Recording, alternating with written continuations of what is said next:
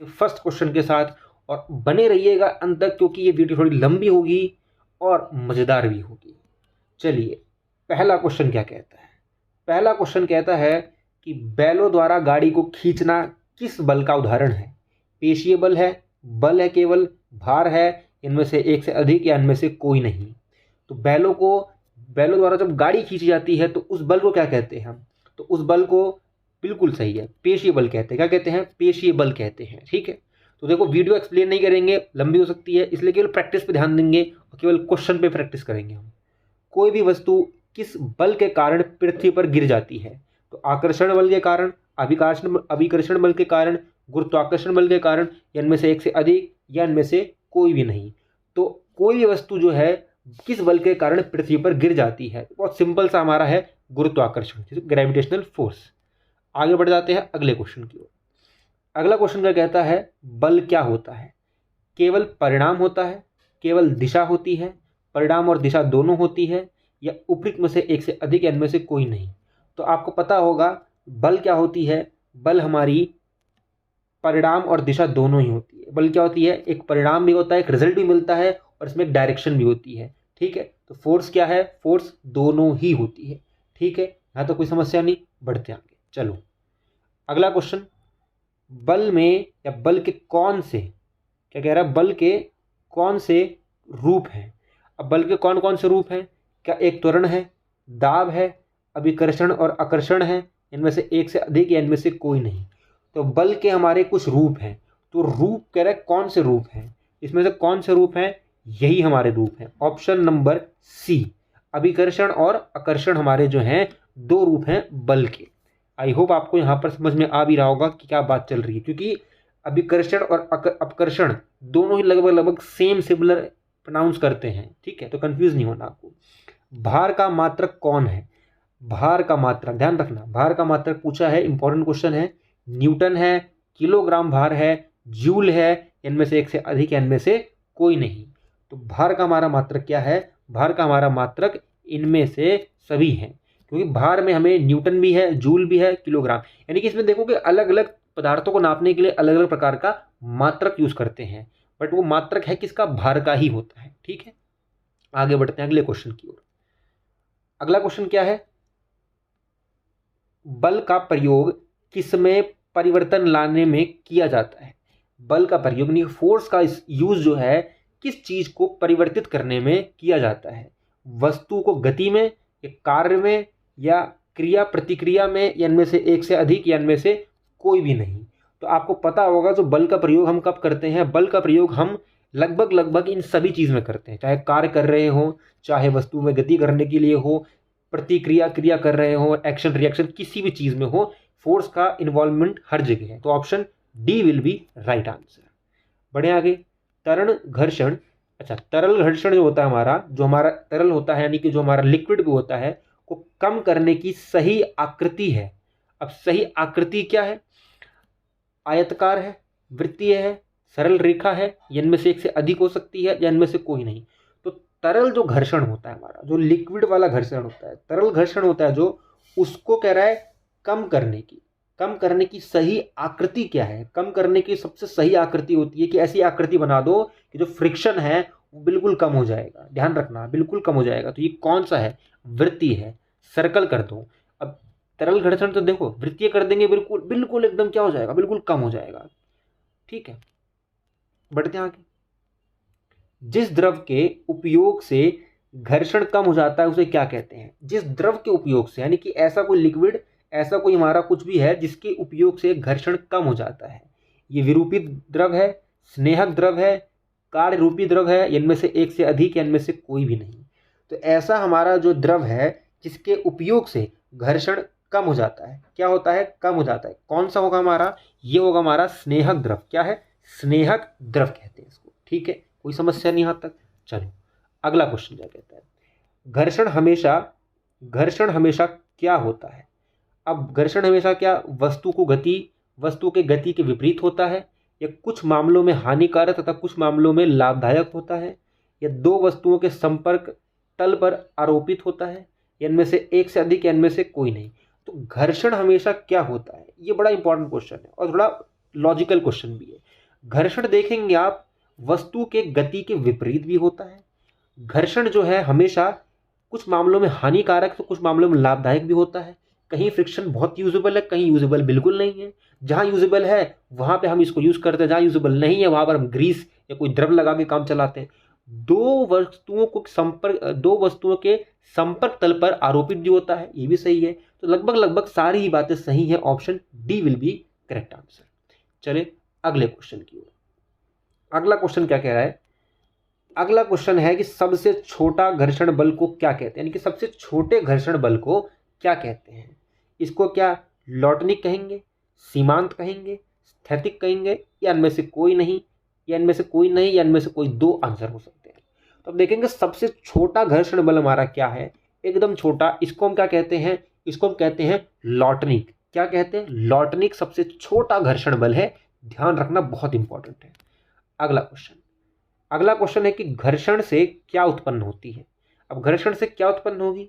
ऊष्मा उत्पन्न होगी, तेल उत्पन्न होगा, जल उत्पन्न होगा, या इनमें से एक से अधिक, या इनमें से कोई नहीं। अगर भाषा को भी आप पकड़ पा जाएंगे तो आंसर आपके सामने ही होगा।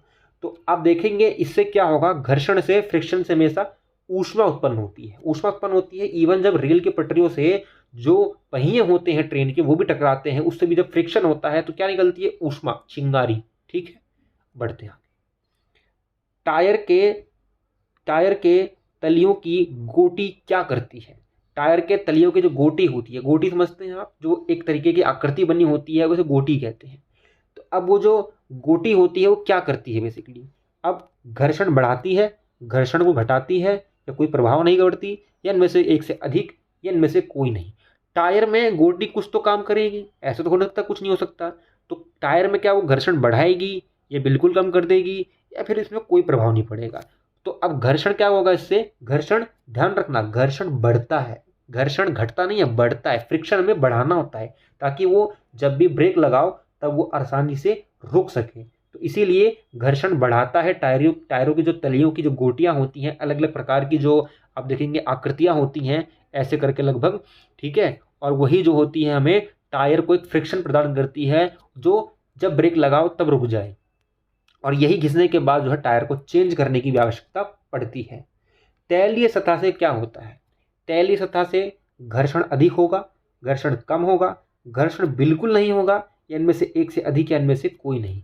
तो तैलीय सतह है, तैलीय मतलब इसमें तेल है। अब तैलीय सतह क्या करती है? जो फ्रिक्शनल वाले जो एरिया होते हैं उनको फिलअप कर देती है। फिलअप कर दिया तो क्या हो जाएगा? बिल्कुल घर्षण कम हो जाएगा, यानी कि फ्रिक्शन को कम कर देती है। चलो आगे बढ़ते हैं।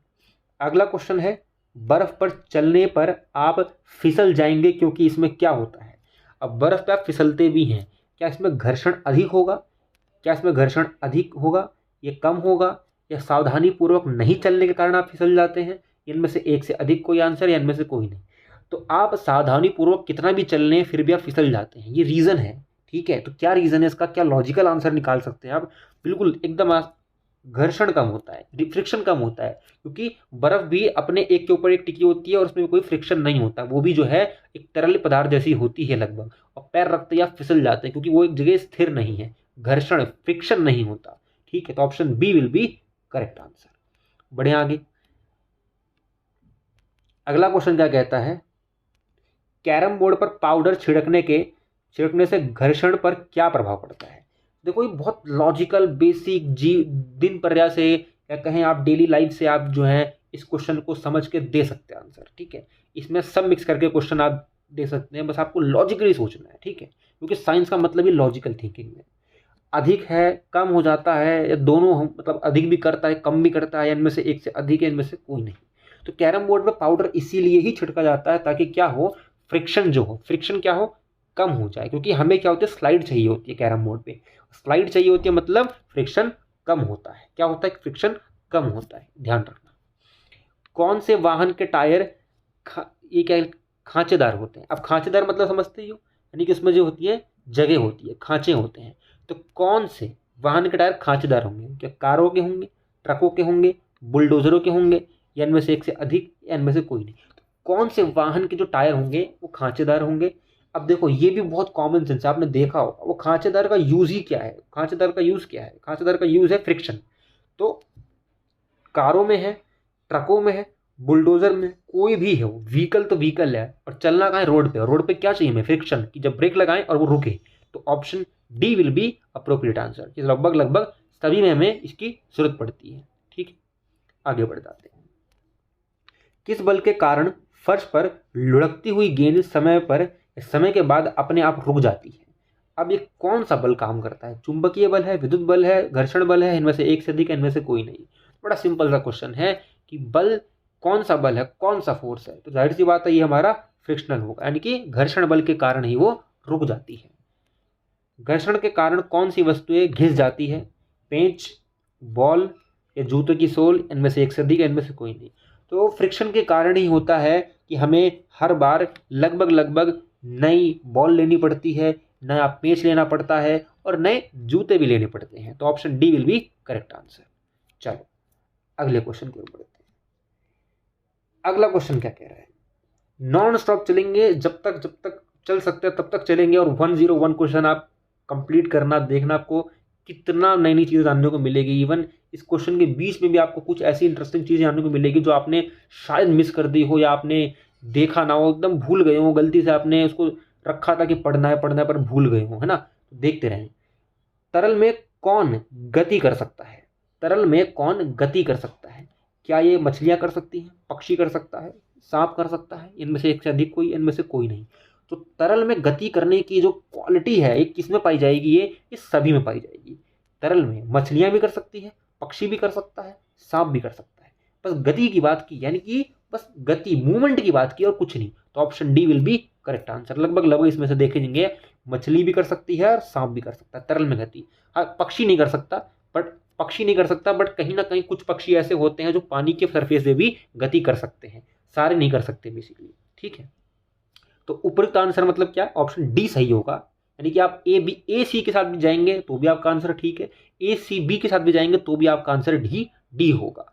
ठीक है, बढ़ जाते हैं आगे। घर्षण बल किस पर निर्भर करता है? अब घर्षण बल जो होता है हमारा, फ्रिक्शनल फोर्स होता है, वो भी हमें किसी चीज पे तो निर्भर करेगा ही। क्या वस्तु की आकृति पे करेगा, या तरल की प्रकृति पे करेगा, या अभिलंबम बल पे करेगा, या इनमें से एक से अधिक, या इनमें से कोई नहीं। तो आप देखेंगे जो घर्षण बल होता है वो हमारा किस पे, लगभग लगभग वस्तु की आकृति पर भी, तरल की प्रकृति पर भी, अभिलंब बल पे भी, और इनमें से सभी पे करेगा। तो लगभग लगभग देखेंगे इसमें से option D will be correct answer. अगला क्वेश्चन, जब एक वस्तु किसी दूसरी वस्तु के पृष्ठ पर लुढ़कती है तो उसकी गति के प्रतिरोध को क्या कहते हैं? अब देखना, उसकी गति के प्रतिरोध को पूछा है, यानी कि जो उसको रोकने की कोशिश करती है, क्या कहते हैं उसको लॉटनिक घर्षण कहेंगे, स्थैतिक घर्षण कहेंगे, सी घर्षण कहेंगे, या इनमें से एक से अधिक, या इनमें से कोई नहीं। तो ध्यान रखना, इस क्वेश्चन को आराम से पढ़ो, उसके बाद इसको आंसर देना। ठीक है, तो इसमें होता क्या है, जब वस्तु किसी दूसरी वस्तु के पृष्ठ पर लुढ़कती है तो उसकी गति के प्रतिरोध को हम कहते हैं लॉटनिक घर्षण। क्या कहते हैं? लॉटनिक घर्षण। Option A will be correct answer. ठीक है, हाँ, तो कोई समस्या नहीं है आपको। चलो अगला क्वेश्चन, जब एक दूसरे के संपर्क में आए हुए पृष्ठ सापेक्ष गति करें या गति करने की प्रकृति रखें, एक तरीके से प्रवृत्ति भी रखें, प्रकृति रखें, नेचर रखें उस तरीके का, तो घर्षण बल क्या होता है? बहुत गौर समझना, बहुत गौर से, आराम से एकदम। जब एक दूसरे के संपर्क में आए हुए पृष्ठ सापेक्ष, यानी एक दूसरे के सापेक्ष हों, गति करें, ठीक है, या गति करने की प्रवृत्ति रखें, ठीक है, या गति करें या प्रवृत्ति भी रखें, नेचर भी रखें वैसा भी, तो घर्षण बल क्या होता है? ध्यान रखना। तो केवल तभी कार्य करता है जब वस्तु ठोस हो, या इस पर निर्भर नहीं करता कि वस्तुएं ठोस, द्रव या गैसीय हो, या केवल तभी कार्य करता है जब दोनों वस्तुओं में से एक गैसीय हो, या उपयुक्त में से एक से अधिक, या इनमें से कोई नहीं। तो बहुत गौर से इसको पॉज करके आप समझ लेना। ठीक है, तो एक्सप्लेन करूंगा तो बहुत वीडियो लंबी होगी तो आपको ही बोर लगेगा इसमें। तो ये इसमें पूछ रहा है कि घर्षण बल में सापेक्ष हो, प्रवृत्ति रखने वाली हो, तब भी हो, तो इस पर क्या रिएक्शन उसका देखने को मिलेगा। तो इसका सही आंसर क्या होगा? इसका सही आंसर होगा कि इस पर निर्भर नहीं करता कि वस्तु ठोस है, द्रव है, गैसीय है। तो option B will be correct answer. चलो अगला क्वेश्चन, यदि हम दरवाजे के कब्जे पर तेल लगा दें तो घर्षण का क्या प्रभाव पड़ेगा? क्या घर्षण बढ़ जाएगा, कम हो जाएगा, विलुप्त यानी एकदम बिल्कुल समाप्त हो जाएगा, या इनमें से एक से अधिक आंसर, इनमें से कोई भी नहीं। तो दरवाजे के जो कब्जे होते हैं उसमें जो तेल लगाते हैं बेसिकली, उसमें जो हम तेल लगा के उसको क्या करने की कोशिश करते हैं, उसमें हम करने की कोशिश करते हैं घर्षण को कम, ताकि वो किसी प्रकार की आवाज ना करें। ठीक है, अगला क्वेश्चन क्या कहता है? ध्वनि जो है सचरित होती है, ध्वनि सचरित होती है कहाँ पे? ठोस में, द्रव में, गैस में, या इनमें से एक से अधिक, या इनमें से कोई नहीं। तो ध्वनि जो होती है सचरित होती है, कहाँ अच्छे से होती है, कहाँ होती है सचरित? तो लगभग लगभग सभी में होती है, ठोस में भी हो जाएगी, द्रव में भी हो जाएगी, और गैस में भी हो जाएगी। ठीक है, ध्यान रखना। चलो अगला क्वेश्चन, अप्रिय ध्वनि को क्या कहते हैं? अप्रिय ध्वनि यानी कि जो आपको प्रिय ना हो, जो आपको सुनने में मन ना करे। संगीत कहेंगे, शोर कहेंगे, बल कहेंगे, इनमें से एक से अधिक, इनमें से कोई नहीं। तो जाहिर सी बात, अगर कोई ध्वनि अप्रिय है तो उसको हम क्या कहेंगे? शोर कहेंगे। ठीक है, नॉइस कहेंगे। आवर्त आवर्तकाल का मात्रक कौन है? आवर्तकाल यानी कि आवर्तकाल का मात्रक क्या एम है, क्या केजी है, क्या एमएम है, इनमें से एक से अधिक, इनमें से कोई नहीं। तो आवर्तकाल का जो मात्रक होता है हमारा, यानी कि आवर्तकाल का भी एक प्रकार से नापने का तरीका है। ठीक है, तो उसमें नापने में कौन सा मात्रक यूज करेंगे? तो आवर्तकाल का मात्रक न ये है, न ये है, न ये है, इनमें से कोई भी नहीं होगा। ठीक है, आगे बढ़ते हैं। इनमें से क्वेश्चन क्या कह रहा है कि इनमें से किसके आवाज की आवृत्ति सबसे अधिक होती है? छोटी बच्ची की, छोटे बालक की, महिला की, इनमें से एक से अधिक, इनमें से कोई नहीं। तो बहुत कॉमन सा चीज़ आपने देखा भी होगा ट्रेन में खासकर, बस में खासकर ट्रैवल करते हुए, कि छोटे बच्चों की आवाज़ की प्रवृत्ति बहुत तेज होती है। तो option A will be right answer. चलो अगले क्वेश्चन की ओर बढ़ जाते हैं। अगला क्वेश्चन क्या कहता है? प्राशव ध्वनि की आवृत्ति कितनी होती है? अब प्राशर्व ध्वनि की आवृत्ति कितनी होती है? क्या ये 2000, लगभग 20,000, ठीक है, 20,000 हर्ट्स होती है, इससे अधिक हो सकती है, या 2000 हर्ट्स हो सकती है, उससे कम हो सकती है, या 20 हर्ट्स हो सकती है, इनमें से एक से अधिक, इनमें से कोई भी नहीं। तो प्राशव जो ध्वनि होती है उसकी कितनी होती है? लगभग लगभग तो 20,000 से 20,000 20,000 हर्ट्स से भी अधिक होती है। ठीक है, ध्यान रखना। अगला क्वेश्चन, हमें कोई ध्वनि सुनाई नहीं देती, हमें कोई ध्वनि सुनाई देती है, इसका कारण क्या है? क्या परावर्तन है, घर्षण है, कंपन है, इनमें से एक से अधिक, इनमें से कोई नहीं। हमें कोई भी ध्वनि सुनाई देती है, उसका मेन रीजन ही होता है कंपन, क्योंकि हमारे कान में ही ईयर ड्रम्स होते हैं और ड्रम्स पे ही कंपन महसूस किया जाता है। अगला, मानव के कान के लिए श्राव्यता प्रास है। ठीक है, अब देखेंगे इनमें कितना है, कितनी एक वॉल्यूम होनी चाहिए। 20 से 20,000 हो सकती है हर्ट्स में, 2000 हर्ट्स हो सकती है, या 20 हर्ट्स हो सकती है, या इनमें से एक से अधिक, इनमें से कोई भी नहीं। तो मानव के कानों के लिए भी एक प्रकार की लिमिट दी गई है, या एक प्रकार का एक बीच में दिया गया हिसाब, वो क्या है हमारा? 20 से 20,000, इससे जो है पारस होना चाहिए, इसके मध्य होना चाहिए। ठीक है, तो option A will be right answer. चलो अगला क्वेश्चन क्या कहता है? अवश्रव ध्वनि की आवृत्ति कितनी होती है? अवश्रव्य ध्वनि की आवृत्ति कितनी होती है? ठीक है, ध्यान रखना, आवृत्ति जो है कितनी होगी, क्या कि 20 हर्ट्ज से कम होगी, 20 हर्ट्ज से अधिक होगी, या 2000 हर्ट्ज। ठीक है, इनमें से एक से अधिक, इनमें से कोई भी नहीं। तो अवश्रव ध्वनि जो होती है उनकी आवृत्ति हमें कितनी होगी? इसमें कॉमन सेंस लगाओगे तो भी आप इसका आंसर दे पाओगे। जो अवश्रव ध्वनि होती है उसकी लगभग लगभग आप देखेंगे कितनी होती है? 20 हर्ट्ज से भी कम होती है। कितनी? 20 हर्ट्ज से भी, एकदम डाउन में चली जाती है ये। ठीक है, ये मानव से भी कम है बिल्कुल। कंपन का आयाम का एसआई मात्रक क्या है? इसका एसआई मात्रक क्या है कंपन का? क्या एम है, केजी है, एस है, या इनमें से कोई एक से अधिक, या इनमें से कोई भी नहीं।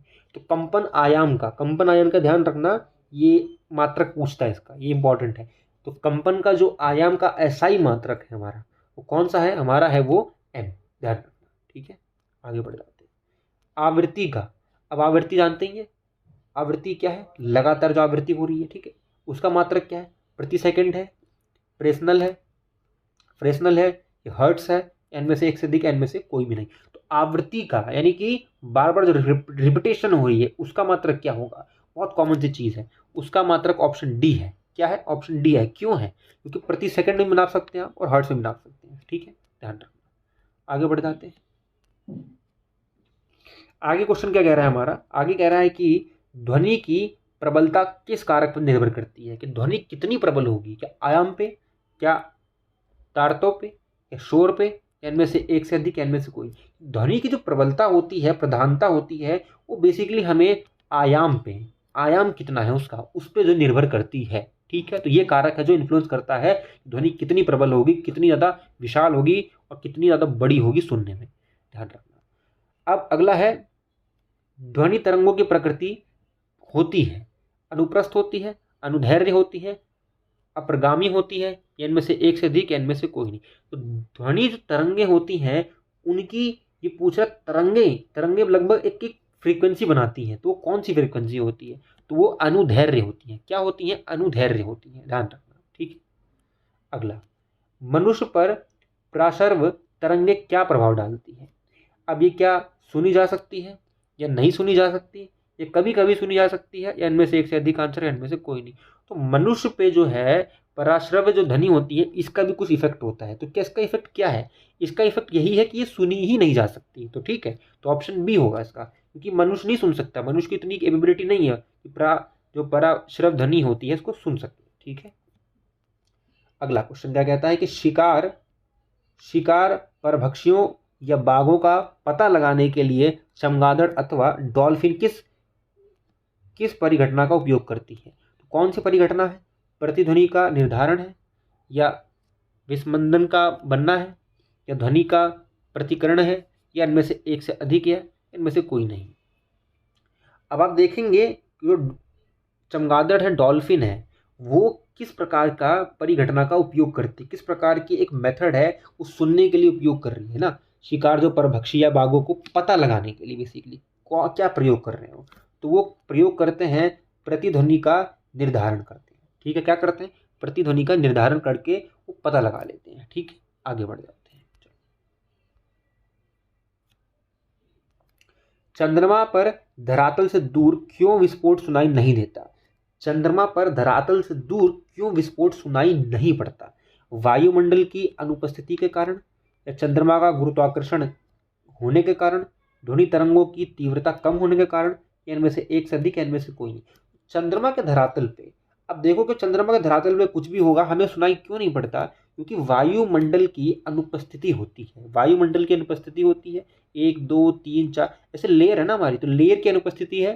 ठीक है, इसी कारण से जो है हमें नहीं सुनाई पड़ता। ध्यान रखना। जब चालक विलयन में विद्युत धारा प्रवाहित की जाती है तब विलयन के रंग में परिवर्तन होता है। यह संकेत देता है क्या? विद्युत धारा के रासायनिक प्रभाव का, विद्युत धारा के ऊष्मीय प्रभाव का, विद्युत धारा के चुंबकीय प्रभाव का, इनमें से एक से अधिक, या इनमें से कोई नहीं। तो अब देखना, चालक विलयन में पूछा है ये। कुछ कुछ क्वेश्चन में आप देखोगे कहीं ये चालक विलयन नहीं पूछेगा, कहीं पूछ भी लेगा। तो अभी चालक विलयन का पूछा है, तो इसीलिए देखोगे कि इसमें क्या होता है प्रभाव? विद्युत धारा के रासायनिक का प्रभाव होता है। तो option A will be correct answer. चलो अगला क्वेश्चन, विद्युत धारा के किस प्रभाव का उपयोग विद्युत बल्ब में होता है? ये पूछता है बार बार। ऊष्मीय प्रभाव का होता है क्या, चुंबकीय प्रभाव का होता है, रासायनिक प्रभाव का होता है, इनमें से एक से अधिक, इनमें से कोई नहीं। तो विद्युत धारा के किस प्रभाव का एक प्रभाव होता है, उसका प्रयोग विद्युत बल्ब में किया जाता है। तो विद्युत बल्ब में किसका किया जाता है? ये किया जाता है हमारा ऊष्मीय प्रभाव का। किसका? हीट का। उसी से लाइट जलती है बेसिकली।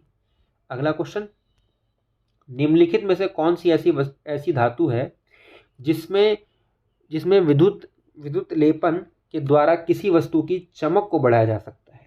किसी वस्तु की चमक को बढ़ाने के लिए क्या कर, लोहा यूज कर सकते हैं, क्रोमियम यूज कर सकते हैं, तांबा, इनमें से एक से अधिक, इनमें से कोई नहीं। तो अब ध्यान रखना ये कौन सी वस्तु होगी? ये हमारी वही वस्तु होगी जो चमक बढ़ाएगी। और चमक बढ़ाने का काम कौन कर सकती है? ये कर सकती है क्रोमियम। कौन करती है? क्रोमियम। ठीक है, तो ऐसा विद्युत लेपन के द्वारा है चमक बढ़ जाती है, और ये हमारा एक धातु है क्रोमियम जो चमक बढ़ा देता है। ठीक है, आगे करते हैं क्वेश्चन, खाद्य पदार्थों को संरक्षित करने के लिए लोहे के डिब्बे पर किस धातु के विद्युत लेपन का प्रयोग किया जाता है? तो क्या टीन के, जिंक के, एल्यूमिनियम के, इनमें से एक से अधिक, इनमें से कोई नहीं। तो खाद्य पदार्थों को देखोगे बेसिकली ये किसका प्रयोग करते हैं? एक लेपन लगाया जाता है संरक्षित करने के लिए खाद्य पदार्थों को, वो हमारा टिन का होता है। किसका होता है? टिन का होता है। खाद्य पदार्थों का पूछा है, टिन का होता है, ध्यान रखना। गलती से एल्युमिनियम मत कर देना वरना गलत हो जाएगा। इनमें से कौन सी विद्युत धारा का सुचालक है? विद्युत धारा का सुचालक पूछा है, कुचालक नहीं, सुचालक पूछा है। तो लकड़ी है, रबर है, कागज है, इनमें से एक से अधिक, इनमें से कोई भी नहीं। तो ध्यान रखना, इनमें से कोई भी जो है सुचालक नहीं है, सब कुचालक है। तो ये भी नहीं है, ये भी नहीं, तो इसलिए option E will be correct answer. चलो, साइकिल के हैंडल तथा पहियों के रिम को चमकदार बनाने के लिए किस धातु का विद्युत लेपन किया जाता है? तो हैंडल, साइकिल के हैंडल होते हैं, पहिए होते हैं, रिम होती है, सब कुछ चमकदार बनाने के लिए क्रोमियम यूज़ करेंगे, लोहा यूज़ करेंगे, एल्युमिनियम यूज़ करेंगे, इनमें से एक से अधिक, इनमें से कोई भी नहीं। तो साइकिल के जो पुर्जे होते हैं उनको चमकाने के लिए बेसिकली हम यूज़ करते हैं क्रोमियम का। किसका? क्रोमियम का। ठीक है, आगे बढ़ते हैं। निम्नलिखित में से कौन सा घोल विद्युत का सुचालक है? घोल पूछा है, नींबू रस का या आसुत जल का, यूरिया का, या इनमें से एक से अधिक, इनमें से कोई भी नहीं। तो एक ऐसा घोल है हमारा जो विद्युत का क्या है? सुचालक है, विद्युत का कंडक्टर है एक तरीके का। तो कौन है वो? नींबू का रस। कौन है? नींबू का रस। चलो आगे बढ़ते हैं। अगला क्वेश्चन, विद्युत धारा का अगला क्वेश्चन क्या कहता है कि विद्युत धारा क्या उत्पन्न करता है? केवल ऊष्मीय प्रभाव उत्पन्न करता है, ऊष्मीय चुंबकीय एवं रासायनिक प्रभाव उत्पन्न करता है, केवल चुंबकीय प्रभाव उत्पन्न करता है, या इनमें से एक से अधिक, या इनमें से कोई भी नहीं। तो जो विद्युत धारा होती है वो हमारी कौन सी प्रभाव उत्पन्न करती है? वो करती है ऊष्मीय, चुंबकीय, रासायनिक, तीनों प्रभाव। ठीक है, तो विद्युत धारा हमें तीनों प्रभाव देखने को मिलता है, और मैग्नेटिक तो खासकर मिलता है, आप जानते ही हैं, और रिएक्शन तो होता ही होता है। अगला क्वेश्चन, इनमें से कौन विद्युत धारा का कुचालक है? यानी कि कौन अपने आप में विद्युत को ट्रांसफर नहीं होने देता? ठीक है, देखोगे, पारा है, सिरका है, आसुत जल है, इनमें से एक से अधिक, कोई, इनमें से कोई नहीं। तो पारा और सिरका दोनों ही जो है कर सकते हैं, पर आसुत जल, डिस्टिलेट वाटर जो होता है वो नहीं कर सकता। तो option C will be correct answer. चलो अगले क्वेश्चन की ओर बढ़ जाते हैं। क्लिनिकल थर्मामीटर के तापमान रीडिंग की रेंज कितनी होती है? 35 से 42, -10 डिग्री से 110 डिग्री, या फिर 0 डिग्री से या 100 डिग्री। अच्छा, ये -10 है, ध्यान रखना, ये माइनस है यहाँ पर। ठीक है, ये माइनस है, ये माइनस नहीं है, बट ठीक। तो -10 से 100, 110, 35 से 42, 0 से 100, या इनमें से एक अधिक, या इनमें से कोई भी नहीं। तो अब देखोगे जो थर्मामीटर होता है क्लिनिकल वाला, खासकर क्लिनिकल वाला, उसकी हमें हमेशा 35 से 42 होती है। कितनी? 35 से 42 होती है। रीज़न क्या है? रीज़न वही है कि ह्यूमन का टेम्परेचर भी इसी के इर्द गिर्द घूमता रहता है। चलो अगला क्वेश्चन, बिजली मिस्त्री हाथ में रबड़ के दस्ताने पहनकर क्यों काम करते हैं? क्या सामान पकड़ने में सहायता मिलती है इसलिए, हाथ में जलन नहीं होती इसलिए, या हाथ में बिजली का झटका नहीं लगता इसलिए, या इनमें से एक से अधिक आंसर, या इनमें से कोई भी नहीं। तो बड़ा कॉमन सी बात है, बिजली के जो लोग काम करते हैं वो क्यों पहनते हैं रबड़ का दस्ताने? इसीलिए पहनते हैं ताकि उनको क्या ना लगे, उनको हाथ में बिजली का झटका ना लगे। तो option C will be correct answer. चलो अगला क्वेश्चन बढ़ जाते हैं। लोहे के पुलों को जंग से बचाने के लिए किस धातु का विद्युत लेपन किया जाता है? विद्युत लेपन किया जाता है लोहे के पुल को बचाने के लिए, तो कौन सा होगा? तांबा है, जिंक है, एल्युमिनियम है, इनमें से एक से अधिक, इनमें से कोई नहीं। बड़ा कॉमन सी बात है, आपने देखा होगा, ये हमेशा हम जो है जिंक का एक लेपन करते हैं ताकि पुल को बचाया जा सके, किससे? जंग लगने से, ताकि लंबे समय तक वो चल सके। चलो अगला क्वेश्चन, निम्नलिखित में से कौन विद्युत का कुचालक है? तांबा है, लोहा है, एल्युमिनियम है, इनमें से एक से अधिक, इनमें से कोई भी नहीं। तो विद्युत का कुचालक पूछा है। विद्युत का कुचालक और सुचालक ये आपको याद रखना है, क्योंकि ये हर बार पूछेगा और अलग अलग क्वेश्चन में करके पूछेगा। तो कौन सा विद्युत का कुचालक है ये पूछा है, तो कुचालक हम कौन सा कर सकते हैं इसमें से? देखेंगे आप, तांबा, लोहा, एल्युमिनियम, ये सभी के सभी जो हैं सुचालक हैं। तो कुचालक तो है ही नहीं इसमें, तो option E will be correct answer. तो ये सब गलत है। अगले क्वेश्चन की ओर बढ़ जाते हैं। अगला क्वेश्चन है कि वह पदार्थ अपने से होकर विद्युत धारा को प्रभावित होने देते हैं, विद्युत के क्या कहलाते हैं? विद्युत के कुचालक, विद्युत के सुचालक, विद्युत या फिर द्रव के चालक, या इनमें से एक से अधिक, इनमें से कोई नहीं। तो अपने से होकर विद्युत धारा को प्रभावित होने दे रहे हैं, डेफिनेशन भी आ गई है, आप इसको अब थोड़ा रिवाइज कर सकते हैं कि ऐसे जो अपने में होकर जाने दे रहे हैं इसको, विद्युत धारा को, क्या कहेंगे उनको, वो हमारे सुचालक हैं। क्या हैं? सुख संपत्ति वाले चालक हैं, क्योंकि विद्युत को जाने दे रहे हैं। ठीक है, चलो। जो पदार्थ अपने से होकर विद्युत धारा में आसानी से प्रभावित नहीं होने देते हैं उन्हें क्या कहते हैं? विद्युत के हीन चालक, विद्युत के सुचालक, विद्युत के कुचालक, या इनमें से एक से अधिक, इनमें से कोई नहीं। तो अभी सुचालक का तो देख लिया, तो ऑप्शन बी तो हो नहीं सकता। तो अब पूछ रहा है नहीं जाने देता, प्रवाहित नहीं होने देता, तो उसमें प्रभावित नहीं होने देने वाला कौन सा हो सकता है? देखो, पहले कुचालक याद रखना है आपको, फिर सुचालक याद रखना है आपको, उसके बाद कौन सा जाने देता है कौन सा नहीं जाने देता ये, और उसके बाद क्या कहते हैं क्या नहीं कहते, डेफिनेशन भी पूछ सकता है। तो इसमें खासकर ध्यान रखना, विद्युत के जो है हीन चालक कहलाते हैं। कौन? जो अपने से आसानी से प्रभावित नहीं होने देते। चलो अगले क्वेश्चन की ओर बढ़ जाते हैं। आवेश कितने प्रकार के होते हैं? अब आवेश का एक प्रकार का होता है, 3 प्रकार का होता है, 2 प्रकार का, इनमें से एक से अधिक, इनमें से कोई भी नहीं। तो आवेश जो होता है बेसिकली हमारा वो 2 प्रकार का होता है। तो option B will be correct answer. चलो बढ़ते हैं। अगला क्वेश्चन क्या कहता है? कांच को रेशम से रगड़ने पर रेशम पर कौन सा आवेश उत्पन्न होता है? तो रेशम पे एक आवेश उत्पन्न होता है, कौन सा होता है? धन एवं ऋण दोनों आवेश होता है, ऋण आवेश होता है, घन आवेश होता है, इनमें से एक से अधिक, इनमें से कोई भी नहीं। तो कांच को रेशम पर रगड़ने से हमें जो आवेश उत्पन्न होता है, हमें एक प्रकार की एनर्जी मिलती है, एक लाइट मिलती है कह सकते हैं आप, वो कौन सी होती है? वो घन आवेश होता है। कौन सा? घन होता है। ठीक है, ध्यान रखना, पॉजिटिव चार्ज होता है बेसिकली। भूकंपीय तरंगों को किस यंत्र द्वारा अभिलेखित किया जाता है? भूकंप लेखी होता है, रिक्टर एमिना होता है, कंप्यूटर होता है, इनमें से एक से अधिक, इनमें से कोई नहीं। तो ये बचपन में सबने पढ़ा है, सबको रटा हुआ है कि भाई भूकंपीय तरंगें हम किससे नापते हैं? ये भूकंप लेखी से नापते हैं, जिसको हम सिस्मोग्राफी भी कहते हैं। ठीक है। विपरीत आवेश के बीच क्या होता है? विपरीत आवेश के बीच क्या होता है? आकर्षण होगा, प्रतिकर्षण होगा, आकर्षण या प्रतिकर्षण होगा, या इनमें से एक से अधिक, इनमें से कोई भी नहीं। तो विपरीत जब आवेश लगेगा, विपरीत जब एनर्जी लग रही है, तो क्या निकल के आएगा? इससे आकर्षण निकल के आएगा। क्या निकल के आएगा? आकर्षण, यानी अट्रैक्शन होगा। चलो अगला क्वेश्चन क्या है?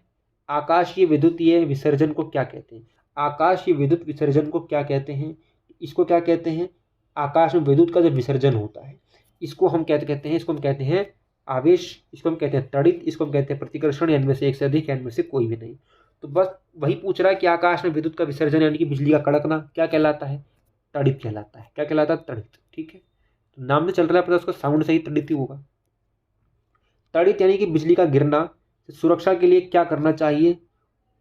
उच्च वृक्षों के नीचे शरण लेनी चाहिए, खुली जगह घुटनों के बल सिमट कर सिर को हाथ से ढककर बैठना चाहिए, ट्रैक्टर के पास जाना चाहिए, या इनमें से एक से अधिक, इनमें से कोई भी नहीं। तो तड़ित बिजली गिरने पे, यह आपको एक जर्नल लाइफ लेसन भी काम आएगा कि जब भी बिजली गिरने का खतरा कहीं मंडरा रहा हो, बहुत मौसम खराब हो, तो आपको क्या करना है? हमेशा ध्यान रखना, आपको खुली जगह में घुटने के बल सिमट कर सिर को हाथ पे रख के ढककर बैठ जाना चाहिए, खुली जगह में। किसी के नीचे बैठेंगे तो वो उससे बिजली पास होने का बहुत ज़्यादा संभावना होता है। तो option B will be correct answer. ठीक है। भूकंप की तीव्रता नापने के लिए कौन सा यंत्र है? अभी भूकंप नापने का यंत्र सिस्मोग्राफ है, भूकंप लेखी कहते हैं, बट पूछ रहा है कि भूकंप की तीव्रता को नापने का यंत्र कौन सा है? तीव्रता अलग है पर यंत्र अलग है, ध्यान रखना। ये क्या रिक्टर पैमाना है, या कामनीदार तुला होता है, साधारण तुला होता है, इनमें से एक से अधिक, या इनमें से कोई भी नहीं। तो भूकंप की तीव्रता नापने के लिए हमेशा ध्यान रखना, ये हम रिक्टर पैमाना या रिक्टर स्केल कहते हैं, इसको यूज़ करते हैं कि कितनी तीव्रता से आया है, 7 एल्टीट्यूड से है या 6 है, कितना है। निम्नलिखित में से किसे रगड़ने पर आसानी से आवेशित नहीं किया जा सकता? आसानी से आवेशित नहीं किया सकता कि तांबे की छड़ को, प्लास्टिक पैमाने को, या ऊनी वस्त्र को, या इनमें से एक से अधिक, इनमें से कोई भी नहीं। तो थोड़ा लॉजिक दिमाग भी लगाएंगे कि किसी को रगड़ने से आसानी से आवेशित नहीं किया जा सकता, यानी आसानी से उसमें जो चिंगारी नहीं निकलेगी, आवेश कुछ भी नहीं होगा, कोई रिएक्शन नहीं होगा उसका। तो कौन सा हो सकता है? आसानी से नहीं हो सकता। एक ही है हमारा, है तांबे की छड़ को, कितना भी रगड़ लो आसानी से नहीं हो सकता इसमें। ठीक है। झारखंड की एक प्रमुख आपदा जिससे अधिक व्यक्ति प्रभावित हुए थे, वो भूकंप की थी, तड़ित की थी, बाढ़ की थी, इनमें से एक से अधिक, इनमें से कोई भी नहीं। तो झारखंड की एक प्रमुख आपदा थी, या को किताब में आपने पढ़ी भी होगी, इवन साइंस में आई थी ये, कि झारखंड की एक उसका एक आपदा के बारे में डिस्क्रिप्शन था, तो किसके लिए था बेसिकली, तो वो हमारा था तड़ित के लिए। किसके लिए? तड़ित के लिए, बिजली जो गिरी थी उसके ऊपर था। ठीक है। समान आवेशों के बीच क्या होता है? समान आवेशों के बीच आकर्षण होगा, प्रतिकर्षण होगा, आकर्षण प्रतिकर्षण दोनों होगा, या इनमें से एक से अधिक, या इनमें से कोई भी नहीं। जो समान आवेश के होते हैं, लगभग लगभग इक्वल आवेश रखते हैं, इक्वल इंटेंसिटी रखते हैं आपस में, तो उनके बीच क्या पाया जाएगा? उनके बीच पाया जाएगा प्रतिकर्षण। ठीक है, ध्यान रखना, क्या पाया जाएगा? प्रतिकर्षण। अगला अगला क्या है? विद्यालय या भवन के ऊपर त्रिशूल आकार की धातु की पट्टी लगाई जाती है। अब विद्यालय किसी भवन के ऊपर देखेंगे आप, किस प्रकार की पट्टी लगाई जाती है? त्रिशूल आकार की। तो पूछ रहा है त्रिशूल आकार की पट्टी क्या सुंदरता के लिए होती है, या फिर विद्युत विसर्जन के बचाने के लिए होती है, कि जब बिजली गिरेगी तो उससे बचाने के लिए, या मजबूती के लिए, या इनमें से एक से अधिक, या इनमें से कोई भी नहीं। तो आपको पता है ये ऊपर लगाने का रीज़न ही होता है, जो बिजली है वो क्या हो? ट्रांसफ़र हो जाए। कहाँ ट्रांसफ़र हो जाए? ज़मीन में। तो विद्युत विसर्जन से बचने के लिए होता है बेसिकली वो। ठीक है। अगला क्वेश्चन, निम्नलिखित में से किस थर्मामीटर में किंग होती है? क्या होती है? किंग होती है। तो किंग किस में होती है? किस थर्मामीटर में होती है? ये क्वेश्चन नहीं बनता है आपका। क्या ये प्रयोगशाला थर्मामीटर में होगा, क्लिनिकल में होगा, या दोनों ए बी में होगा, इनमें से एक से अधिक, इनमें से कोई भी नहीं। तो थर्मामीटर में किंग जो होता है, किंग नाम की एक चीज़ है, एक केमिकल कह सकते हैं, किस में होगा? वो क्लिनिकल थर्मामीटर में होता है। ध्यान रखना, किसमें? क्लिनिकल में, प्रयोगशाला में नहीं होता। ठीक। अगले क्वेश्चन में चलें। जब कांच की छड़ को रेशम के कपड़ों से रगड़ा जाता है तो छड़ पे क्या प्रभाव पड़ता है? छड़ का कपड़ा दोनों आवेश अर्जित कर लेता है, घनावेश अर्जित कर लेता है, या घनावेशित हो जाती है, तथा कपड़ा श्रवण वेशित हो जाता है। कपड़ा दोनों श्रवण अर्जित कर लेता है, या इनमें से एक से अधिक, या इनमें से कोई भी नहीं। तो जो आपके लैंग्वेज वाले क्वेश्चन आ रहे हैं, मतलब थोड़े बड़े बड़े आ रहे हैं, उसको आप पॉज करके आराम से पढ़ो, आराम से एकदम। थोड़ा इसको जूम में कर देता हूँ मैं। ठीक है, इसको पढ़ के आराम से तब देना, कोई जल्दीबाजी नहीं है। तो आप देखेंगे कि जब ये कांच की छड़ की रेशम को कपड़े से रगड़ा जाता है, तो उससे आपको प्रभाव का पूछा है, तो आपको प्रभाव पता होना चाहिए। इससे क्या होता है बेसिकली, जो घनावेशित हो जाती है। क्या घनावेशित हो जाती है? छड़ पे जो प्रभाव पड़ता है वो ये है कि वो घनावेशित हो जाती है, और कपड़ा जो है ऋणावेशित हो जाता है। एक बढ़ जाता है और एक घट जाता है। तो कपड़ा घट जाता है और छड़ जो है वो बढ़ जाती है। ठीक है। निम्न में से कौन प्रतिदीप्त वस्तुएं हैं? प्रतिदीप्त वस्तुएं कौन सी हैं? क्या सूर्य है, मानव है, लकड़ी है, इनमें से एक से अधिक, इनमें से कोई नहीं। भाषा आपको अगर पकड़ पा गई, आपको टर्मिनोलॉजीज पता है तो आप कर लोगे। टर्मिनोलॉजीज नहीं पता तो आप नहीं कर पाओगे क्वेश्चन। तो इसलिए साइंस की आपको जो एक शब्दावली है वो आनी चाहिए। इसको क्या बोलेंगे आप? कि प्रदीप्त वस्तुएं जो हैं, कौन सी हैं प्रदीप्त वस्तुएं? भाई कॉमन सी चीज़ है, ये सूर्य हो सकता है, कभी दीप्त हो ही नहीं सकता ये, इसकी हजारों साल बाद होगा शायद हो। वह पदार्थ जो स्वयं प्रकाश उत्सर्जित करता है क्या कहलाता है? प्रदीप्त कहलाता है, अदीप्त कहलाता है, आत्मदीप्त कहलाता है, इनमें से एक से अधिक, इनमें से कोई भी नहीं। तो वह पदार्थ जो स्वयं प्रकाश उत्सर्जित करता है, यानी खुद ही प्रकाश दे रहा है, उसको किसी से लेने की आवश्यकता नहीं है, तो कौन होगा वो? तो जाहिर सी बात है हमारा वो प्रदीप्त होगा। सूर्य पढ़ाना भी क्या है? प्रदीप्त है। सूर्य क्या करता है? रोशनी फेंकता है। किसको? भाई मून को दे रहा है, पृथ्वी को दे रहा है, अदर प्लेनेट को भी दे रहा है। तो एक ही सोलर सिस्टम का हमारा जो एक मेन सोर्स है पूरे सोलर सिस्टम में, कौन है? वो सन है। सन क्या है? प्रदीप्त है, और प्रकाश दे रहा है, तो कौन है? हुआ वो सूर्य हुआ। ठीक है। निम्न में कौन आप प्रदीप्त वस्तुएं हैं? आग है, विद्युत बल्ब है, दर्पण है, इनमें से एक से अधिक, इनमें से कोई भी नहीं। अब देखो आ लगा दिया, बड़ी कॉमन सी चीज़ है। आप प्रदीप्त वस्तुएं कौन सी होगी इनमें से? आग, विद्युत बल्ब, दर्पण। कौन सी है? दर्पण। दर्पण जो है अप्रदीप्त वस्तु नहीं है, इसीलिए इसको रखा गया है। मानव के सुपस्थ दृष्टि की न्यूनतम दूरी कितनी होती है? ये बड़ा इंपॉर्टेंट क्वेश्चन है, सीडीबी में पूछा जाता है ये, कि मानव के सुपृष्ठ यानी कि एकदम क्लियर विजन के लिए न्यूनतम दूरी कितनी होनी चाहिए? मिनिमम पूछा है। तो 50 सेंटीमीटर, 25 सेंटीमीटर, 40 सेंटीमीटर, या इनमें से एक से अधिक, इनमें से कोई भी नहीं। तो मानव के लिए एक दूरी निर्धारित की गई है साइंटिफिक लॉजिकल से, वो हमारी कौन सी है? 25 सेंटीमीटर। क्या है? 25 सेंटीमीटर। ठीक। बढ़ते हैं अगला। परावर्तन के कितने नियम हैं? 2 हैं, 3 हैं, 4 हैं, इनमें से एक से अधिक, इनमें से कोई भी नहीं। तो परावर्तन के हमारे जो कितने नियम रखे गए हैं वो रखे गए 2। कितने रखे गए? 2 रखे गए। ठीक है। आगे, आंख में प्रवेश करने वाली प्रकाश किरणें कौन नियंत्रण करता है? यानी आंख में कोई भी अगर रोशनी जा रही है तो उसको कौन जो है सेटिंग करेगा आंख में बैठ के? तो वो क्या स्क्वेलर करेगा, रेटिना करेगा, या आइरिस करेगा, या इनमें से एक से अधिक, इनमें से कोई भी नहीं करेगा। ध्यान रखना, स्क्लेरा जो है एक अलग चीज़ है, रेटिना अलग चीज़ है, आइरिस अलग चीज़ है। तो इनमें से आपको फंक्शन पता होना चाहिए, जो आइस के फंक्शन जो दिए गए आपकी किताब में साइंस की, वो आपको पता होना चाहिए। तो बेसिकली ये काम करने वाला काम होता है आइरिस का। आइरिस क्या करता है, प्रकाश को कम ज़्यादा करके जो है आपकी आंखों को सेव करता है, वरना आप एकदम से ही अंधे हो सकते हैं अगर झटके से एक बड़ी रोशनी का आपको एक फेस करना पड़े आंखों को। समतल दर्पण से बना प्रतिबिंब क्या होता है, ये बहुत ज़्यादा कॉम्प्लिकेटेड टॉपिक रहा था स्कूल टाइम में भी। इसको आभासी कहेंगे, वास्तविक कहेंगे, या सामने वाला कुछ कहेंगे, या इनमें से एक से अधिक, इनमें से कोई भी नहीं। तो समतल दर्पण से बना प्रतिबिंब हमेशा हमेशा हमें क्या देता है, आभासी देता है। क्या देता है, आभासी। क्या देता है, एक प्रतिबिंब देता है, ठीक है, एक रिफ्लेक्शन देता है। चलो अगले क्वेश्चन की ओर बढ़ जाते हैं। श्वेत प्रकाश में कितने रंग प्राथमिक होते हैं? तो श्वेत प्रकाश में कितने रंग प्राथमिक होते हैं? 5 हैं, 7 हैं, 3 हैं, इनमें से एक से अधिक, इनमें से कोई भी नहीं। तो श्वेत रंग में हमारे कितने हैं? ये हैं 3। श्वेत प्रकाश में कितने रंग हैं प्राथमिक? 3 हैं, ये ध्यान रखना। अगला, आंख से दिव्यांग व्यक्ति के लिए कौन सी लिपि लिखी गई है? ब्रेल है, देवनागरी है, रोमन है, इनमें से एक से अधिक, इनमें से कोई भी नहीं। तो देखते ही आपने समझ गए होंगे इसमें कौन सी हो सकती है भाई। दिव्यांग के लिए जो रखी गई एक लिपि वही पता है आपको, ब्रेल है। बनाई किसने थी? रूइस ब्रेल ने भी, नाम भी आ सकता है। किस पृष्ठ पर पड़ने वाली प्रकाश किरण को क्या कहते हैं? किसी पृष्ठ पर पड़ने वाली प्रकाश को क्या कहेंगे आप? क्या परावर्तित किरण कहेंगे, अपतित किरण कहेंगे, या आपतन किरण कहेंगे, या कोण कहेंगे? इनमें से एक से अधिक, इनमें से कोई भी नहीं। तो किसी पृष्ठ पे पड़ने वाला जो प्रकाश होता है, उस प्रकाश के किरण में जो रेज आ रही है उसको क्या कहेंगे आप? उस रेज को, जाहिर सी बात है, देखो प्रकाश किरण कहीं पड़ रहा है, वो कॉमन आप दिमाग में लगाओगे तो आप आंसर दे पाओगे। किसी पर पड़ रहा है तो पढ़ के क्या हो रहा है, वो रिफ्लेक्ट हो रहा है, तो क्या कहोगे उसको? आपतित किरण कहेंगे। क्या कहेंगे? आपतित किरण कहेंगे इसको, ठीक है। किस प्रक्रिया के कारण श्वेत प्रकाश 7 रंगों में विभक्त हो जाती है? तो श्वेत प्रकाश जो होता है वो 7 रंगों में विभक्त हो जाती है, डिस्ट्रीब्यूट हो जाती है। किस प्रक्रिया के कारण? विक्षेपण प्रक्रिया के कारण, परावर्तन के कारण, अपवर्तन के कारण, इनमें से एक से अधिक, इनमें से कोई भी नहीं। ध्यान रखना, एक प्रक्रिया है, उस प्रक्रिया के कारण श्वेत प्रकाश 7 रंगों में बट जाता है, अलग हो जाता है, वो हमारी है विक्षेपण की प्रक्रिया। अगला क्वेश्चन, मानव नेत्र में किस प्रकार का लेंस होता है? मानव जो नेत्र है उसमें भी लेंस होता है, हम खुद से भी लगा लेते हैं।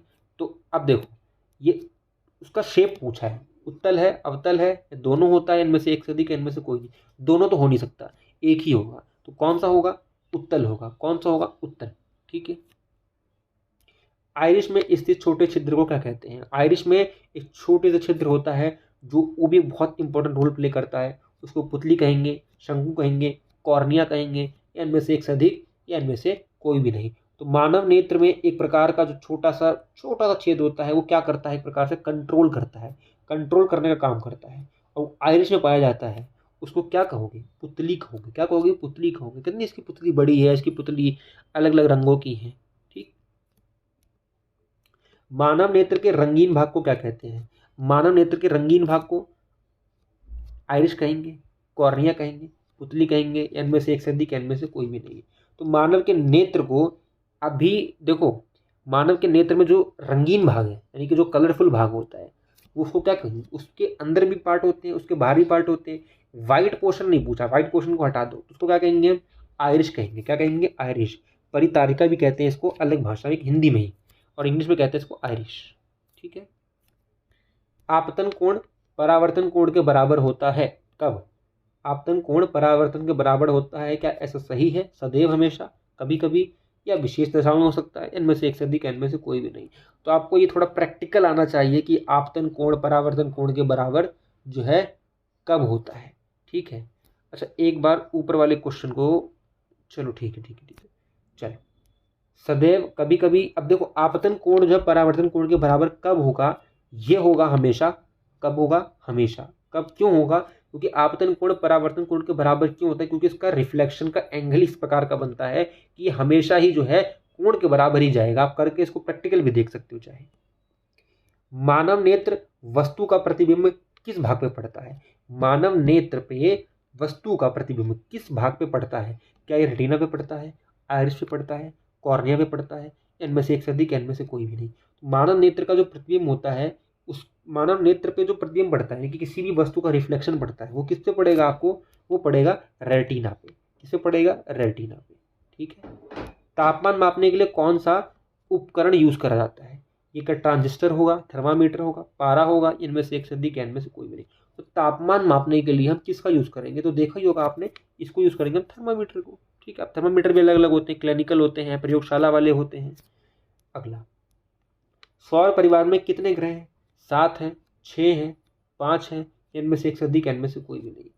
सौर परिवार में हमारे कितने ग्रह हैं, देखो ग्रह पूछा है, ग्रह आपको मालूम होना चाहिए, आपको इसको काउंटिंग आनी चाहिए भाई। पहले मरकरी आ जाएगा, उसके बाद हमारा देखो मरकरी आ गया, उसके बाद हमारा शुक्र यानी कि वीनस आ गया, फिर अर्थ आ गया। ठीक है। My very eager mother just serve us nuts हो गया। तो 1 2 3 4 5 6 7 8, कितने हो गए, 8 प्लैनेट्स होते हैं। तो इनमें से कोई भी नहीं होगा आंसर, क्यों नहीं होगा, क्योंकि 8 प्लैनेट्स होते हैं। आपको इसके नाम वाइज पता होने चाहिए। ठीक है। कौन सा मरकरी कब आता है, कौन सा मरकरी कहाँ है क्या नहीं है। ठीक है। तो आपको सब मालूम होने चाहिए। गलती से भी आप ये 7 मार के मत आना, आंसर गलत हो जाएगा, 8 होते हैं। हालांकि सबको पता ही होगा मेरे हिसाब से, 4 इधर होंगे, 4 इधर होंगे। ठीक है। चलो, लगभग लगभग हम पहुंचने ही वाले हैं, 101 करने ही वाले, तो पेशेंस भी चाहिए होता है इसके लिए। ठीक है। हाँ चलो, सूर्य से पृथ्वी की दूरी कितनी है, आप प्रकाश वर्ष में नापेंगे, तो इसको बुक में लिखा है, आपको देख सकते हैं, इसको आप डिटेल में पढ़ सकते हैं। क्या ए होगी, बी होगी, सी होगी, या डी में से एक से अधिक, इनमें से कोई भी नहीं। तो सूर्य से प्रकाश की दूरी जो एनसीईआरटी पढ़ोगे उसमें आपको 15 करोड़ साल है, मतलब 15 करोड़ कम से कम दूर है। ठीक है। किलोमीटर मान भी चलें। बाकी प्रकाश वर्ष में पूछा जाए तो अलग है वो। तो प्रकाश वर्ष में अगर पूछा जाएगा आपका, तो प्रकाश वर्ष पे ध्यान रखना, ये हमारा है 1.6 इंटू 5 पावर 5 प्रकाश वर्ष, कितना, 10 की पावर 5 प्रकाश वर्ष, ध्यान रखना इतनी दूरी है ये। ठीक है। पृथ्वी के सबसे निकट ग्रह विकल्प के अनुसार कौन सा है, अब विकल्प के अनुसार देखना कौन सा है, कि पृथ्वी के सबसे निकट क्या शुक्र है, शनि है, मंगल है, इनमें से एक से अधिक, इनमें से कोई भी नहीं। तो पृथ्वी के निकट पूछा है, ये आपको पोजीशन वाइज याद होना चाहिए, तभी आप कर पाएंगे, वरना आप नहीं कर पाएंगे। तो ये हमारा जो है शुक्र है, इसी को हम ट्विन ऑफ अर्थ भी कहते हैं। रात्रि के समय साफ आकाश और काली रात में टूटते तारे दिखाई देते हैं, ये क्या होते हैं, ये धूमकेतु होते हैं, उल्काएं होते हैं, क्षुद्र ग्रह होते हैं, इनमें से एक से अधिक, इनमें से कोई भी नहीं। तो रात्रि के समय आप देखेंगे कुछ आपको आकाश में काली रात, घनी रात में कुछ पूरे तारे देखते हैं टूटते हुए, जिसको आप विश भी मांगते हैं, और जो तारे होते हैं एक प्रकार की पूंछ लेके भी जाते हैं कुछ कुछ वाले, है ना, तो उसको क्या कहते हैं बेसिकली, तो आप देखेंगे इसको क्या कहेंगे, इसको कहते हैं उल्काएं। क्या कहते हैं, उल्काएं। ठीक। निम्न में से कौन सी प्राकृतिक उपग्रह है, प्राकृतिक उपग्रह क्या है, बृहस्पति है, सूर्य है, चंद्रमा है, इनमें से एक से अधिक, इनमें से कोई भी नहीं। तो प्राकृतिक उपग्रह पूछा है, ग्रह नहीं पूछा, ध्यान रखना, क्योंकि लैंग्वेज वही है। उपग्रह पूछा है तो सबको पता है उपग्रह कौन सा हो सकता है, हमारा चंद्रमा हो सकता है, बाकी ये सब ग्रह हैं हमारे। इनमें से कौन सा ग्रह नहीं है, सीरस, मंगल, बुध, इनमें से एक से अधिक, इनमें से कोई नहीं। बच्चा बच्चा जानता है सीरस को भगा दिया गया है, क्यों भगा दिया गया है, 2006 में कमेटी बैठी थी, कमेटी ने एक डेफिनेशन फिक्स की थी, किसकी, ग्रह की, जो प्लैनेट्स होते हैं उनकी डेफिनेशन फिक्स की थी, और 3 डेफिनेशन रखी थी, तीनों में से एक में भी जो है, लगभग 2 में चलो मान लो, 1 में चलो मान लो था, 2 में नहीं था, 2 डेफिनेशन में सूट नहीं कर रहा था सीरस, और एक और प्लैनेट था हमारा, उनको भगा दिया गया। भगा देने का मतलब क्या, उनको निकाल दिया गया बेसिकली, वरना हमारे पास 9 थे। ठीक है। चलो, सबसे दूर कौन सा ग्रह है, सबसे दूर क्या, शनि है, नेपच्यून है, शुक्र है, इनमें से एक से अधिक, इनमें से कोई भी नहीं। तो सबसे दूर ग्रह कौन सा है हमारा, अब किससे पूछा है, हमसे ही पूछा होगा, पृथ्वी से पूछा है। तो पृथ्वी से पूछा है तो देखो शनि, सूर्य, और सबसे दूर बैठा है तो नेपच्यून बैठा है, सबसे आखिर में कौन आता है, नेपच्यून आता है। ठीक है। तो नेपच्यून है। इनमें से कौन ऊष्मा का सुचालक है, ऊष्मा का सुचालक है, ध्यान रखना है, उचालक नहीं, सुचालक है। तो इसमें से कौन सा होगा हमारा, लोहा है, स्टील है, एल्युमिनियम है, इनमें से एक से अधिक, इनमें से कोई भी नहीं। तो ऊष्मा का सुचालक कुचालक मैं आपको फिर बोलूंगा कि फिर आप इसको एक बार पढ़ना, लाइन वाइज टेबल बना के याद रखना, एक टेबल इधर एक टेबल इधर, दोनों तरफ आपको लिख के रखना और याद रखना। ठीक है। तो अब पूछा है कि ऊष्मा का सुचालक क्या, लोहा है, एल्युमिनियम है, स्टील है, इनमें से कोई नहीं, इनमें से कोई एक ज़्यादा हो सकता है। थोड़ा आप टाइम भी लेके उसको सोच सकते हैं। तब देखेंगे ऊष्मा का जो सुचालक है वो लगभग लगभग स्टील भी देखेंगे, लोहा भी देखेंगे। ठीक है। लगभग लगभग ऑप्शन डी है इसमें। ठीक है। तो एक आंसर नहीं है, एक से ज़्यादा ही होगा। चलो, सौर परिवार का सबसे छोटा ग्रह कौन सा है? ये थोड़ा टाइम ले सकते हैं, आप सोच सकते हैं आराम से, कोई जल्दबाजी नहीं है। हालांकि वीडियो अगर थोड़ी तेज़ जा रही है, मेरी बोलने की जो स्पीड है काफ़ी तेज़ है, तो आप उसको कम भी कर सकते हैं, या फिर बहुत कम है तो आप तेज़ भी कर सकते हैं, है ना। आप तो फंक्शन भी आ गया यूट्यूब में। तो सौर परिवार का सबसे छोटा ग्रह कौन सा है? क्या बृहस्पति है, बुध है, शुक्र है, इनमें से एक से अधिक, इनमें से कोई भी नहीं?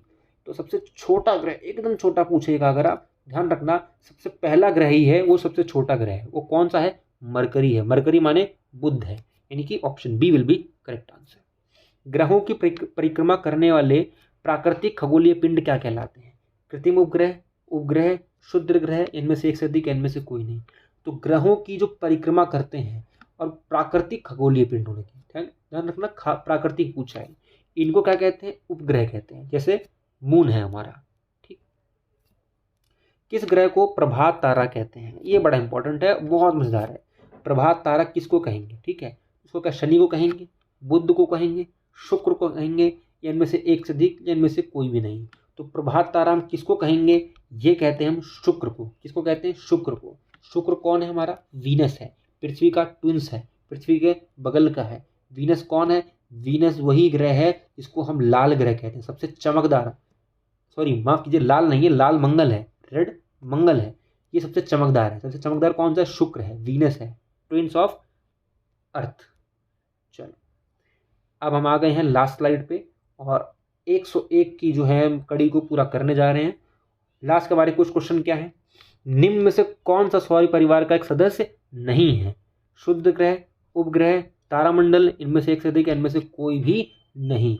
तो इनमें से जो कोई भी एक देखेंगे, आपकी जो सौर मंडल है उसमें से पूछा कौन सा नहीं है, ये ध्यान रखना। लगभग लगभग देखेंगे आप, शुद्ध ग्रह भी है, उपग्रह भी है, पर तारामंडल जो है हमारे सोलर सिस्टम का पार्ट नहीं है। क्यों नहीं है? क्योंकि ये तारामंडल है, और मंडल कहाँ है? दूर है, तो अलग मंडली है इसकी, तो इसलिए हमारा ये पार्ट नहीं है। तो option C will be correct answer. चलो, निम्नलिखित में से कौन सा तारा है? टाइटन है, फोबोस है, उच्छल तारा, इनमें से एक से अधिक, इनमें से कोई भी नहीं? तो अब निम्नलिखित में से कौन सा तारा है? तारा कौन है? तारा हमारे वो सेलेस्टियल बॉडी जो अपने खुद के प्रकाश से चमकते हैं। तो कौन है हमारा? पुच्छल तारा किसी प्रकार का तारा नहीं है। ये दरअसल क्या होता है, इसको पुच्छल तारा बोलते हैं। एक प्रकार का पत्थर ही होता है, एक प्रकार का जो जलने लग जाता है। अब जलता किससे है आप जानते हैं, इसकी पूरी एक एक्सप्लेनेशन है बहुत लंबी। तो ये पुच्छल तारा जो है एक प्रकार का एक पत्थर कह सकते हैं होता है, उसी से आग लग जाती है और एक पूंछ बन जाती है, उसको पुच्छल तारा बोलते हैं, पर होता नहीं है वो एक्चुअली। चलो, अगला क्वेश्चन। सूर्य के सबसे ऊपरी सतह का तापमान होता है 2000 degree Celsius, 3000 degree Celsius, 4000 degree Celsius, इनमें से एक से अधिक, इनमें से कोई नहीं? तो सूर्य की सबसे ऊपरी सतह की जो तापमान होती है वो आपको लगभग देखने को मिलेगी न 2000, न 3000, न 4000, ये बहुत ज़्यादा होती है। अब सतह तापमान कितनी है, आप ये सोचो कि ये पता किसने किया होगा, किसने पता किया होगा, कौन जाके पता कर सकता है? जो भी जाके पता करेगा वो जल जाएगा। तो इसीलिए कोई जाकर पता करके नहीं आया है, तो पता ही नहीं है कितनी तापमान उसकी हो सकती है। हम दूर से भी नहीं नाप सकते क्योंकि जल जाएंगे पास जाते ही, क्योंकि लॉजिकल क्वेश्चन बन रहा है ना। खगोलीय पिंड की दूरी को किस इकाई में मापा जाता है? खगोलीय पिंडों की जो दूरी होती है, क्या उसको किलोमीटर में नापेंगे, मीटर में नापेंगे, प्रकाश वर्ष में नापेंगे, इनमें से एक से अधिक, इनमें से कोई भी नहीं? तो देखो, जब लंबी दूरी की बात करेगा, लंबी दूरी, क्योंकि छोटी मोटी दूरी तो नहीं है किलोमीटर की, मीटर की, लंबी दूरी बात करेगा तो प्रकाश वर्ष में, ठीक है। प्रकाश वर्ष में बात करेंगे तो बहुत है, और बताया था मैंने आपको कि एक सेकंड में कितना होता है, 3 लाख किलोमीटर के बराबर होता है इनका एक सेकंड। एक सेकंड ध्यान रखना, तो कितनी बड़ी बात होती है प्रकाश वर्ष। अगला, सौर परिवार में चमकती चीजें होती हैं, चमकीली चीजें होती हैं, क्या कहेंगे? बृहस्पति है, बुध है, शुक्र है, इनमें से एक से अधिक, इनमें से कोई नहीं? तो सौर परिवार का सबसे चमकीला ग्रह कौन सा, सबसे चमकदार? अभी ऊपर बात की थी, सबसे चमकदार है, पृथ्वी का जो ट्विंस भी है, बगल में बैठता है हमारा, और नंबर 2 पे भी आता है। सौर परिवार का सबसे चमकीला ग्रह कौन सा है हमारा? ऑप्शन सी, शुक्र ग्रह, वीनस। चलो, सौर परिवार का सबसे बड़ा ग्रह कौन सा है? सबसे बड़ा ग्रह कौन सा है? बृहस्पति है, बुध है, शुक्र है, या फिर इनमें से एक से अधिक, इनमें से कोई नहीं? अगर आप शॉर्ट वीडियो भी देखते हैं हमारे चैनल पे तो आपको पता होगा ये हमारा बृहस्पति है। कौन है? बृहस्पति। ये डाला था मैंने कि 1300 कितने, 1300 पृथ्वी के बराबर होता है। कौन? ये बृहस्पति, ठीक। अगला क्वेश्चन, जब एक चींटी काटती है तो वह संरचित होती है, संरचित करती है अम्लीय तरल, क्षारीय तरल, उदासीन या क्षारीय, इनमें से एक से अधिक, इनमें से कोई भी नहीं। अब चींटी के काटने से भी ये क्वेश्चन बनता है, साइंस का है तो क्वेश्चन काटने, चींटी के काटने से कौन सा तरल पदार्थ निकलता है या स्रावित होता है? तो अम्लीय तरल संचारित हो जाता है। कौन सा? अम्लीय तरल। चलो, कौन सी ग्रह हरित ग्रह प्रभाव वृद्धि के लिए जिम्मेदार है? कौन जिम्मेदार है? CO2 है, CO है, या CO2 है, N2 है, या इनमें से एक से अधिक, इनमें से कोई भी नहीं। तो हरित ग्रह के यानी ग्रीन हाउस गैस के लिए कौन प्रभावित कर रहा है, इसमें कौन अपना रोल मेनली प्ले कर रहा है? CO2 है, यानी कार्बन डाइऑक्साइड है। जल को प्रदूषित करने वाले पदार्थ क्या कहलाते हैं? ये चुंबक कहलाएंगे, या चूर्ण कहलाएंगे, प्रदूषक कहलाएंगे, ठीक है, ये क्या लिखा है, प्रचूषक कहलाएंगे, इनमें से एक से अधिक, इनमें से कोई भी नहीं। थोड़ी प्रिंटिंग मिस्टेक आप देखेंगे ऐसी है। अब देखो, जल को प्रदूषित करने वाले, अब देखो चूर्ण तो कुछ हो नहीं सकता, ठीक है। अब जल को प्रदूषण कौन करेगा? जल को प्रदूषण वही करेंगे जिनमें ये कैपेबिलिटी होगी, और करने वाले कौन है? ये प्रदूषक कहलाएंगे, ठीक है, प्रदूषक कहलाएंगे। तो यहाँ पर प्रदूषक नहीं है, ठीक है। इस तो पता नहीं क्या लिख दिया है इसमें। चलो अगला, वायु प्रदूषण का प्रभाव पड़ता है। वायु प्रदूषण का प्रभाव पड़ता है मनुष्य पर, वृक्षों पर, भवनों पर, इनमें से एक से अधिक, इनमें से कोई भी नहीं। तो मानव पर प्रभाव पड़ सकता है, बिल्कुल पड़ेगा, क्योंकि मानव बिना उसके जी सकता नहीं है। तो वायु प्रदूषण का प्रभाव किस पे पड़ता है? ये बड़ी कॉमन सी बात है, सबको पता होगा। ऑप्शन नंबर डी, ये वृक्षों पे पड़ेगा और मनुष्य पे पड़ेगा। भवनों पे पड़ सकता है, भाई पेंट खराब हो जाएगा या कुछ भी हो सकता है। चलो, अब लास्ट क्वेश्चन हमारा, पर्यावरण का अजैविक कारक कौन है? पर्यावरण का अजैविक कारण कौन है? मनुष्य है, वायु है, पेड़ पौधे, इनमें से एक से अधिक, इनमें से कोई भी नहीं। तो पर्यावरण का अजैविक कारण कौन सा हो सकता है हमारा? ये हमारा है वायु। कौन है? वायु हमारा एक अजैविक कारक है। तो चलिए, आई होप आपको मज़ा आया हो। 101 का हम टारगेट कंप्लीट कर चुके हैं, और अगर आप यहाँ तक आए हैं इसका मतलब आप पूरे डेडिकेटेड हैं इस एग्ज़ाम के लिए। और ये आपको मैं बताना चाहूँगा कि अगर आप यहाँ तक पहुँचे हैं तो 100% आपका सिलेक्शन होने वाला है, क्योंकि आप सच में सीरियस स्टूडेंट हैं। क्योंकि बाकी लोग अभी वो BTC बीएड वाले में ही लगे पड़े हैं। अगर आप यहाँ तक पहुँचे हैं, आपकी प्रिपरेशन अच्छी है और आप एक्चुअल में सीरियस कैंडिडेट हो, तो आप पक्का एक सीट लेकर जाने वाले हो, ये बात की गारंटी है।